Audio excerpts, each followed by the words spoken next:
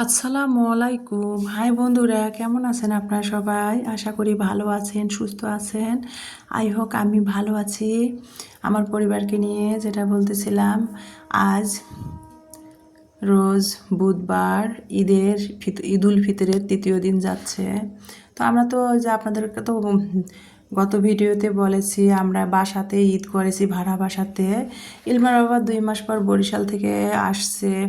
আর গ্রামের বাড়ি যাওয়া, তাছাড়া গ্রামের বাড়িতে আমি আমার একা আর কি। গ্রামের বাড়ি বলতে আমি যেখানে জায়গা কিনে গোবিন্দগঞ্জে বাড়ি করেছি, সেই বাড়িটা আমার ভাড়া দিয়ে আমি দিনাজপুরে, ইলমার বাবার চাকরির ক্ষেত্রে দিনাজপুরে।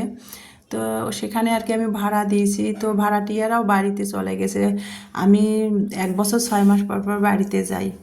তো বাড়িতে যদি যাই, যে বাড়িতে 1 বছর 6 মাস পর পর যাই, সেগুলা ধোয়া মোছা করতে অনেক ঝামেলা রোজা নিয়ে, সেজন্য গেলাম না। আর সবচেয়ে বড় কথা হলো ইমানির পরীক্ষা ও প্রস্তুতি ব্যাচ যেহেতু করতেছে ইন্টারে, একদিন পর পর পরীক্ষা হয়। তো ওর 4 তারিখে প্রস্তুতি ব্যাচের কোচিং খুলবে। তো বাড়িতে গেলে তো আরও পড়ালেখা হবে না, সেই জন্য আর বাড়িতে যাইনি। তাছাড়া ইলমার বাবার বেশি দিন ছুটিও নাই। ইলমার বাবা টিকিট কেটে নিয়ে আসছে। ইলমার বাবা কালকের দিনটা আছে, আল্লাহ বাঁচায় রাখলে পরশু দিনে ইলমার বাবা আল্লাহর নাম নিয়ে রওনা দিবে বরিশালে। সেই জন্য আর বাড়িতে যাইনি, টানা হাসরা রমজান মাস, সেই জন্য গেলাম না। তো বাসাতে ঈদ করেছি, কোথাও ঘোরার জায়গা নাই। ঈদের দিনে দিনাজপুর বড় মাঠে একটু বিকালের দিকে গিয়েছিলাম, ঘোরাঘুরি করে বাচ্চাদের একটু নিয়ে সময় কাটায় আসছি। সেটাও তো আপনাদের সাথে একটু ক্যামেরা বন্দি করে ভিডিওতে শেয়ার করে দিয়েছি।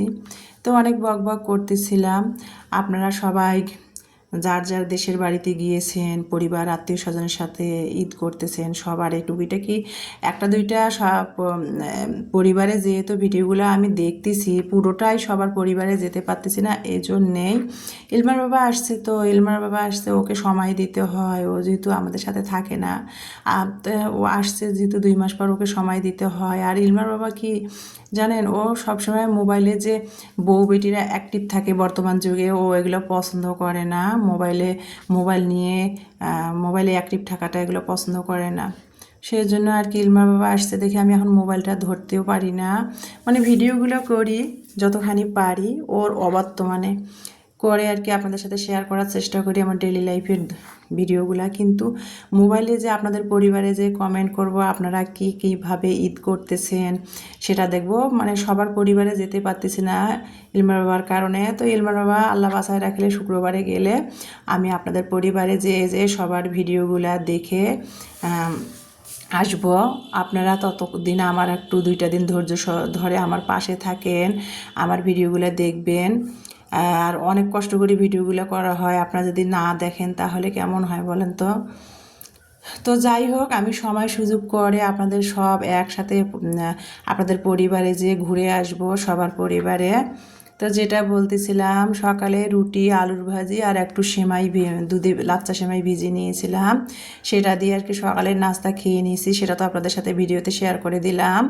আর ইলমার বাবা নাস্তা আমি এদিকে ঘুম থেকে উঠে 7:30 দিকে ঘুম থেকে উঠে রান্নাঘরে চলে এসে নাস্তা বানাচ্ছিলাম। আর ইলমার বাবা আমার ঘুম থেকে উঠার আগেই সকালে উঠে রাস্তায় হাঁটতে গিয়েছিল। তো হাঁটতে গিয়েছিল, হেঁটে আসার পথে ইলমার বাবা এই দেখেন বাজার নিয়ে আসছে। বাজারে যাবে আমাকে বলেও নাই, তাছাড়া বাজার সবই ফ্রিজে আছে। তারপরও দেখেন আলু নিয়ে আসছে এখানে 2 পাল্লা, মানে 2 পাল্লায় 10 কেজি আলু, 70 টাকা করে 1 পাল্লা করে আলু নিয়েছে।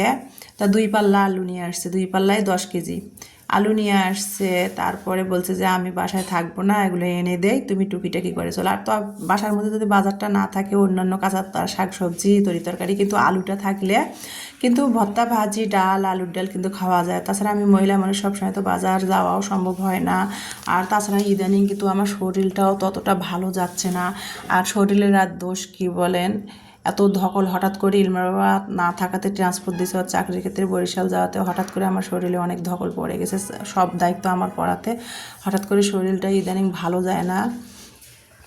সেই জন্য আর কি ইলমার বাবা আর কি শুকনো বাজারগুলো করে দিচ্ছে, যে অনেক সময় বাজার না থাকলে আলুর ভর্তা ভাজি খাওয়া যাবে। আর কিছুদিন আগে তো অনেকগুলা শুটকিও নিয়ে আসছে 1000 টাকার, আপনাদের তো সেটা ভিডিওতে শেয়ার করে দিছি। তো বলছিল অনেক সময় বাজারে যাওয়ার সময় না পেলে শুটকি আছে আলু আছে, সেগুলা অনেক সময় যখন থাকবে ঠেকায় রান্না করতে, তো সেটাই আর কি 2 পাল্লা 10 কেজি আলু এনে দিল। তারপরে তেলাপিয়া মাছ 4.5 কেজির মতো তেলাপিয়া মাছ নিয়ে আসছে। তো আমি বলছিলাম যে তেলাপিয়া মাছ শুধু আনছো, আরও 2 আইটেমের মাছ আনতা। তো আমার 2 মেয়েরা কি হয়, আমার 2 মেয়েরা মাছের মধ্যে শুধু একটু তেলাপিয়া মাছটাই পছন্দ করে। ছোটো মাছও খায়, সব কিছুই খায় হালকা পাতলা, কিন্তু তেলাপিয়া মাছটা ওরা খুবই পছন্দ করে। সেই জন্য ইলমার বাবা ওই কথা ভেবে তেলাপিয়া মাছ 4.5 কেজি নিয়ে আসছে। তো ফ্রিজে কীভাবে রাখবো মাছগুলা, সিঙের মধ্যে প্যাকেট থেকে ঢেলে তো কেটে, আর আমার কষ্ট হবে দেখে মাছগুলা বাজার থেকে কেটেই প্রসেসিং করে নিয়ে আসছে। তারপর প্রসেসিং করে নিয়ে আসলে তো আরও ফ্রিজে রাখতে পারবো না, মাছের গায়ের মধ্যে তো রক্ত টক্ত লেগে আছে, সেগুলো তো পরিষ্কার করতে হবে। তো সেগুলো পরিষ্কার করে প্যাকেট করে ফ্রিজে রেখে দিলাম। আর এদিকে বাকি যে মাছটা যেহেতু অনেক টাটকা, সকাল সকাল বাজার করছে, তো মাছটা অনেক টাটকা। তো ভাবলাম যে মাছটা মানে মশলা কষিয়ে রান্না করি। আর ইলমার বাবা এভাবে মাছ রান্না খুবই পছন্দ করে, কষিয়ে রান্না। ও ভাজা মাছ তো খায় না, আপনাদের তো সবসময় বলি। তো সেই জন্য মাছটা কষিয়ে রান্না করতেছিলাম, দেখতেই পারতেছেন। আর নামাবার আগে একটু ভাজা জিরার গুঁড়া দিলাম, ফ্লেভারটা কিন্তু ভাজা জিরার গুঁড়া দিলে ভালো লাগে। আর আমি মাছে কিন্তু সবসময় ভাজা জিরার গুঁড়াটা নামাবার আগে দেই। যারা আমার পরিবারের সাথে আছেন তারা তো দেখেন আমার ভিডিওগুলা। তো যাই হোক, এই যে পাটের শাক নিয়ে আসছিল ইলমার বাবা, পাটের শাক, দেশি পাটের শাক ভাজি করলাম। সকালে রুটি নাস্তা খাওয়ার জন্য একটু আলু ভাজি করেছিলাম, সেটাও রয়েছে, টেবিলে দিয়ে দিলাম। আর মাছের ঝোল টেবিলে খাবার দিলাম। ইলমার বাবা যেহেতু 2:30 বেজে গেছে, চিল্লাচ্ছিল, তো টেবিলে খাবার দিলাম ইলমার বাবাদের। ইমানি আর ওর বাবা খাচ্ছিল। আর আমি অপর সাইডে ভাবলাম যে লাউটা, মানে যে চাল কুমড় নিয়ে আসছে একটা কচি, একেবারে কচি চাল কুমড় একটা নিয়ে আসছে। আলু, মাছ, পাটের শাক আর চাল কুমড় সকালে ওই যে রাস্তায় হাঁটতে যেয়ে নিয়ে আসছে। তো ভাবলাম চাল কুমড়টা ফ্রিজে রাখবো না, চাল কুমড়টা ভাজি করি। দুপুরবেলা শাক আর মাছ দিয়ে ভাত খাওয়া হচ্ছে, আর রাতের বেলা তো আর শাক খাওয়া যাবে না, সেই জন্য আর কি চাল কুমড়টা যেহেতু কচি, একেবারে টাটকা, চাল কুমড়টা ভাজি করতেছি। তো চাল কুমড়টা কীভাবে ভাজি করতেছি সেটা তো আপনারা দেখতেই পেলেন। চাল কুমড়টা কিন্তু কচি দেখে আমি একটু ছেঁচাই নিয়েছি, ছিলি নাই। চাল কুমড়ের খোসা কিন্তু ফেলাই নেই, চাল কুমড়ের গায়ের যে খোসার ইয়েটা ছেঁচাই নিয়েছি, নিয়ে ধুয়ে নিয়ে তারপরে চাল কুমড়টা চিকন চিকন করে কেটে নিলাম। নিয়ে কড়াইয়ের মধ্যে আর কি পেঁয়াজ কুচি, মরিচ কুচি, একটা রসুন কোয়াগুলো ছিলে ছেঁচাই দিলাম, 1 চিমটি জিরা দিয়ে তেলের মধ্যে ভেজে নিয়ে হলুদের গুঁড়া, স্বাদ মতো লবণ দিয়ে মশলাটা নেড়ে চেড়ে নিয়ে তেলের মধ্যে ভেজে নিয়ে এই যে আর কি কুচি করে কেটে যে চাল কুমড়টা নিয়েছি সেই চাল কুমড়টা ভাজতেছিলাম। আর চাল কুমড় যদি কচি হয় না ছিলে, চাল কুমড় ছেঁচায় ধুয়ে তারপরে কুচি করে কেটে যদি এভাবে ভাজি করা যায়, আলুর ভাজির মতো অনেক ঝরঝরা হয়।